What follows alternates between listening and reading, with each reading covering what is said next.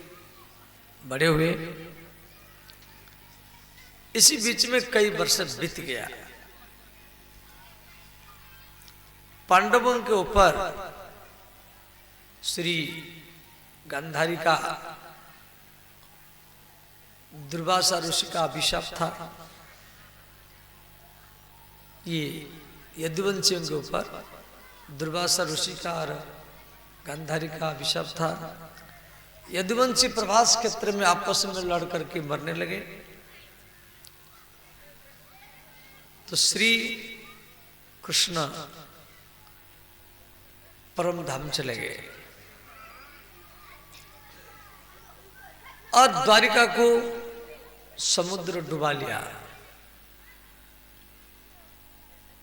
श्री अर्जुन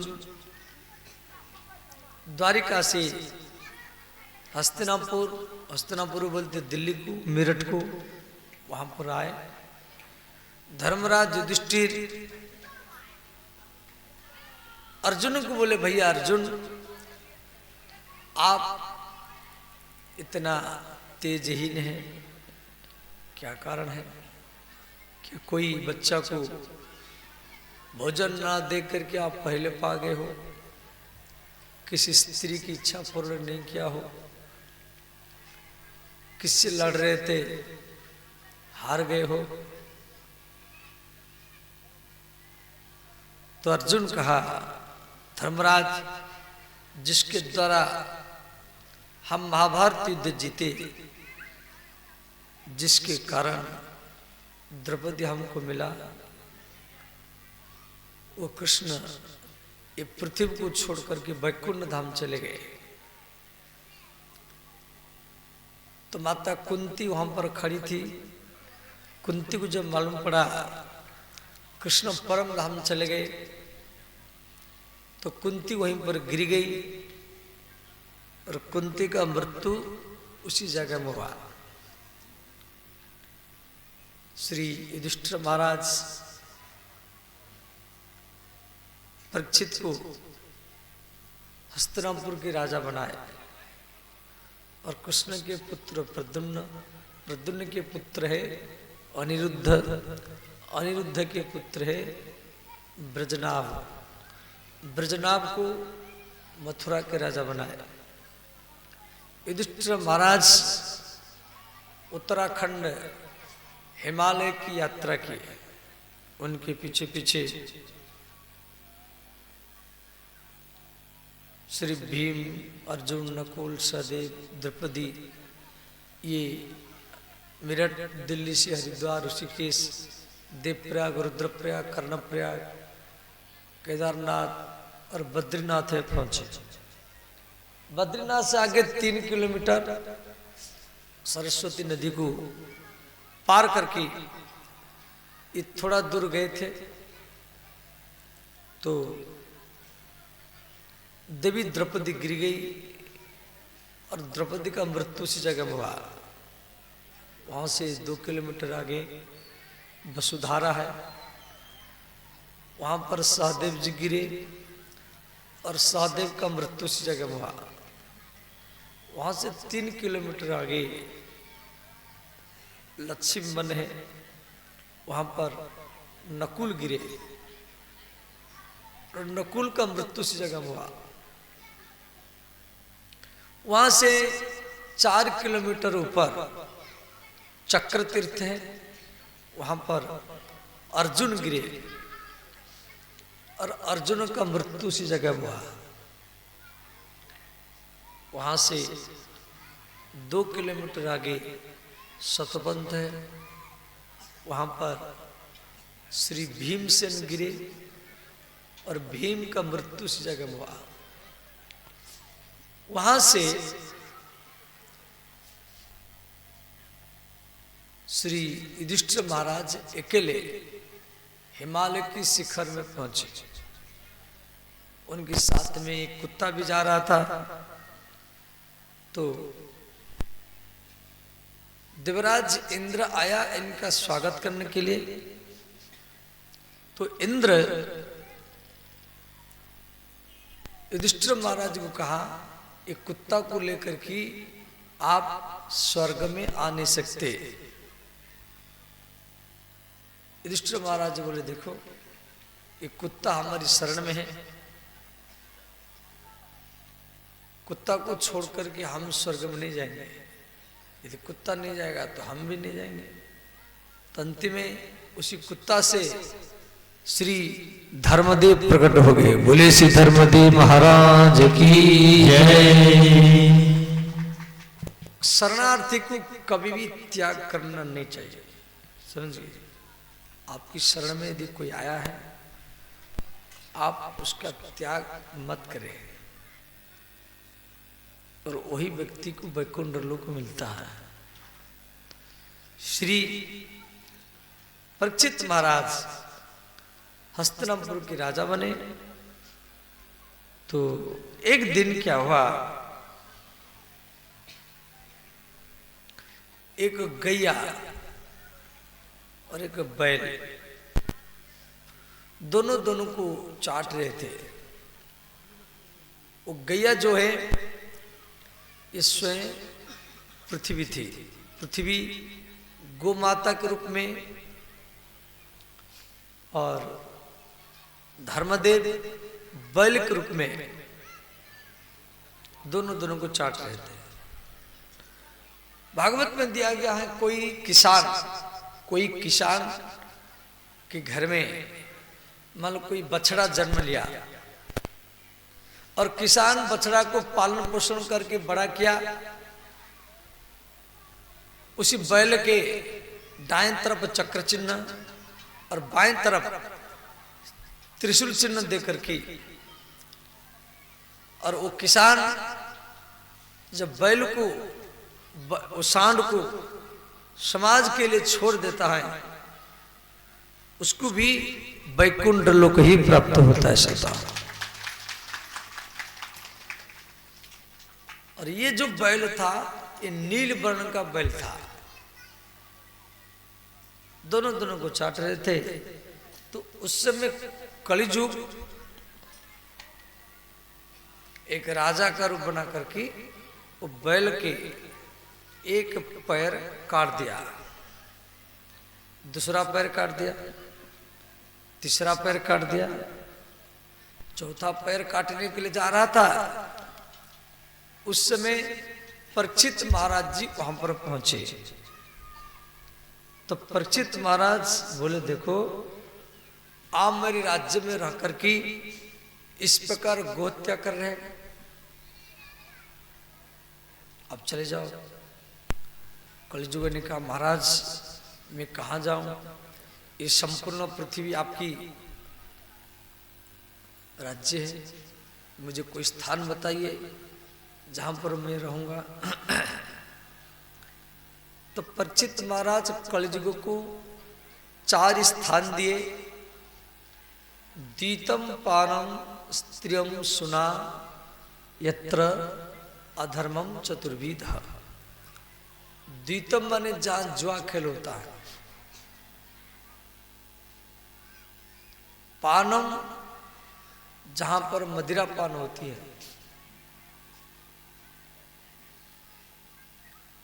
जहां पर वेश्यालय है, और जहां पर हिंसा होती है, हिंसा, इस 4 जगह में कलिजुग रहता है।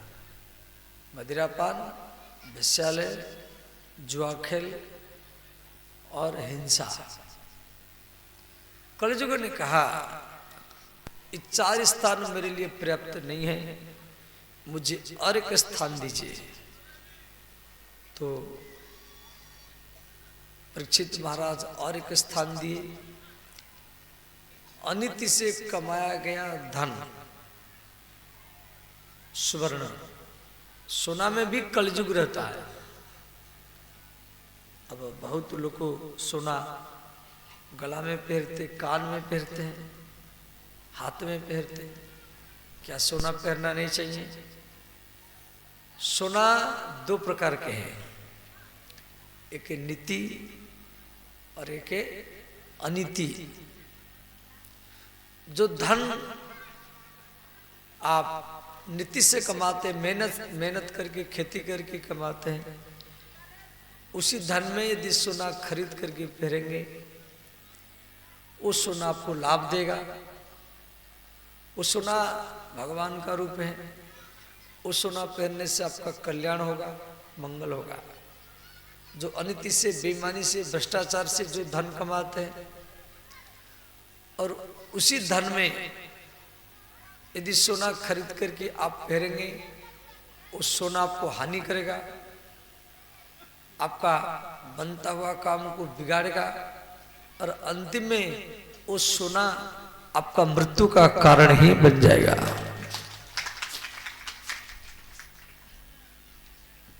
श्री ये 5 स्थान परीक्षित कलिजुग को दिया, समझ गए। अनिति से कमाया गया धन, सुवर्ण और जुआ खेल, वेश्यालय और हिंसा। महाराज परीक्षित घर में आए तो खजाना में एक सोने की मुकुट था, और वो मुकुट था जरासंध का। जरासंध जो है ये पाटना का राजा है, मगध।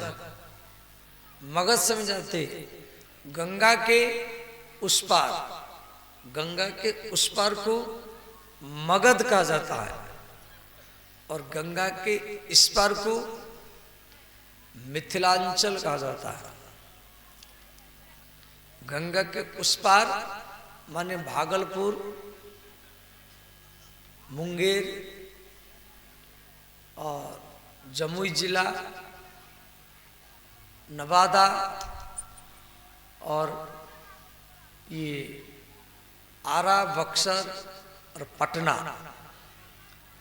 बिहार शरीफ, सासाराम, इस गंगा के उस पार है। इसको कहा जाता है मगध। वहां का राजा जरासंध है।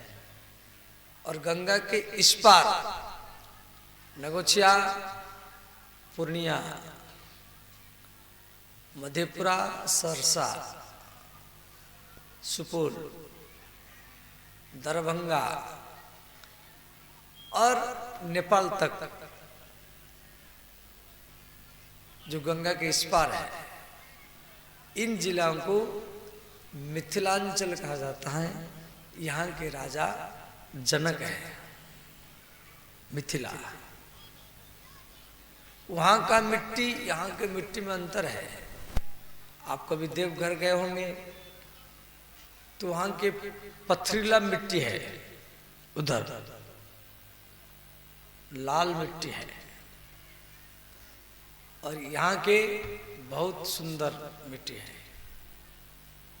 उधर बांस की, लीची का खेती, केला का खेती नहीं होता है, केवल धान की खेती होता है, धान।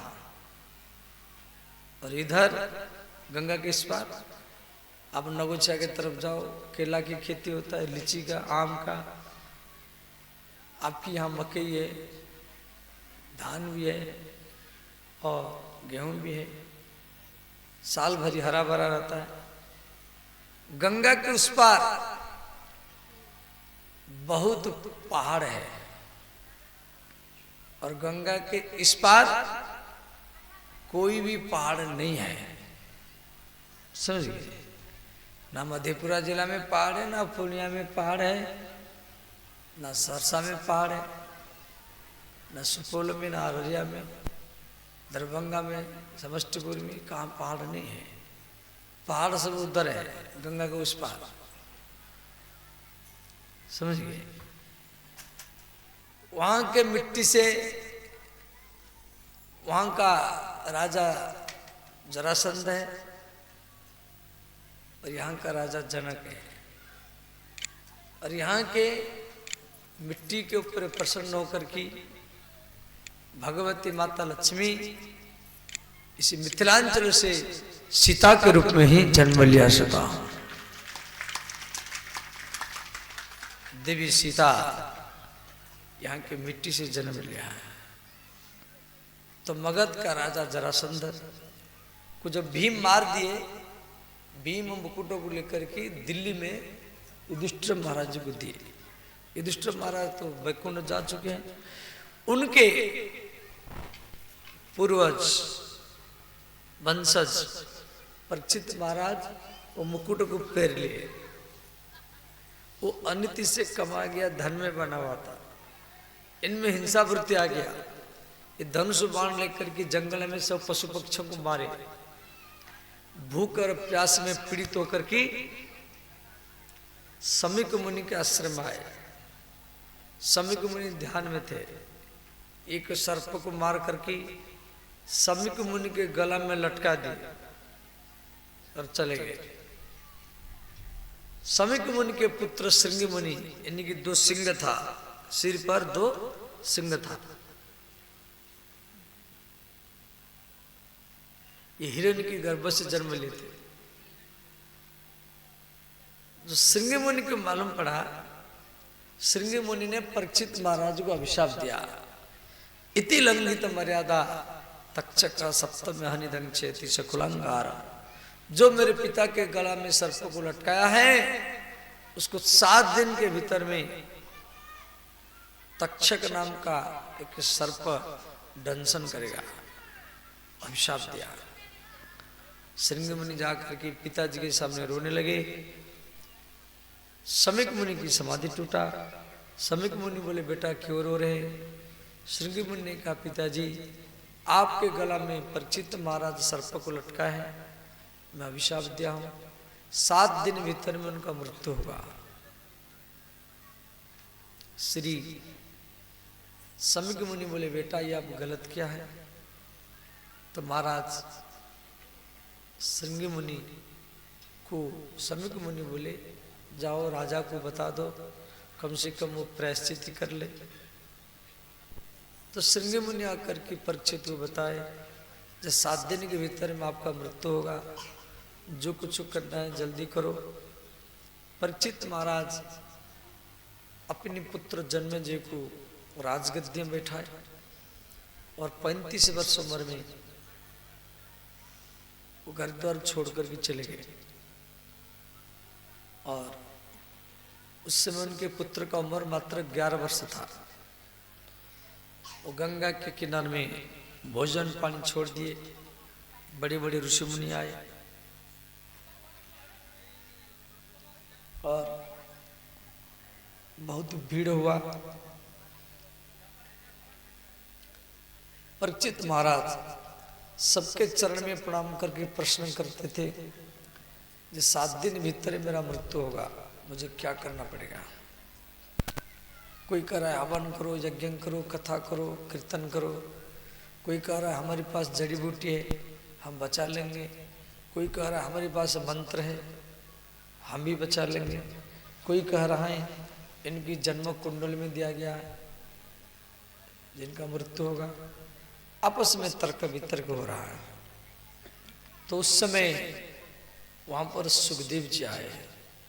श्री सुखदेव जी जो 16 वर्ष के थे और बहुत सुंदर थे। तत्रा भगवत भगवान व्यासपुत्रो यदृच्छया गाम अटमान अनपेक्षः अलक्षलिंगो निजलापतृष्टो वृतश्च बालीर अवधूत वेशः। तो श्री सुखदेव जी जब वहां पर पहुंचे, परीक्षित महाराज आकर के इनको प्रणाम किए। श्री परीक्षित उवाच अतः पृच्छामि संसिदं योगिनां परम गुरु पुरुषस्य यत् कार्य म्रियमाणस्य सर्वथा।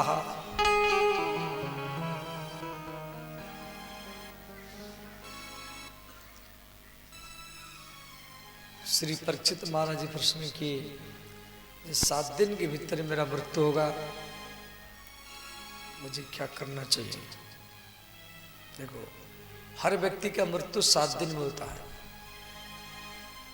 7 ही बार होता है, रविवार, सोमवार, मंगलवार, बुधवार, गुरुवार, शुक्रवार, शनिवार, सब कुछ 7 दिन में ही मरना है, 8वां दिन नहीं है। भागवत का पहला प्रश्न है, श्री परीक्षितोवाच अतः पृच्छामि संसीदं योगिनां परम गुरुं पुरुषस्य कार्य वीर्यमानस सर्वतः इति श्रीमद्भागवते परमहंस संहितायां प्रथम स्कंदे 19वाध्यायः समाप्तः।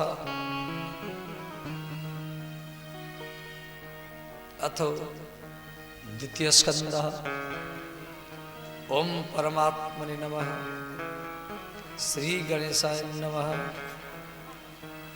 प्रथम अध्यायः श्री शुकोवाच वर्यान एषते प्रश्नं कृतं लोकहितं नृपः आत्मवित् समतापंसा श्रोतव्या दिशु यह परम। श्री सुखदेव जी भागवत की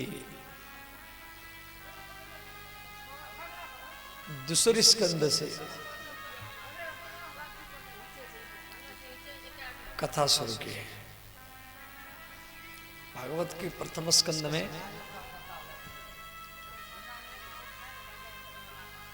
19 अध्याय है, परंतु शुक उवाच नहीं है। शुकोवाच भागवत के दूसरे स्कंद में है। शुकोवाच और सुतोवाच। सुत जी ये व्यास जी के शिष्य है और सुखदेव जी ये व्यास जी के पुत्र है। तो यहीं से कथा हम लोग कल श्रवण करेंगे, समझ लीजिए। कल कथा में श्री वामन भगवान का अवतार होगा। कल कथा में वामन भगवान का अवतार होगा और परसों राम जन्म होगा, कृष्ण जन्म होगा, समझ गए। परशुराम जन्म और कृष्ण जन्म होगा।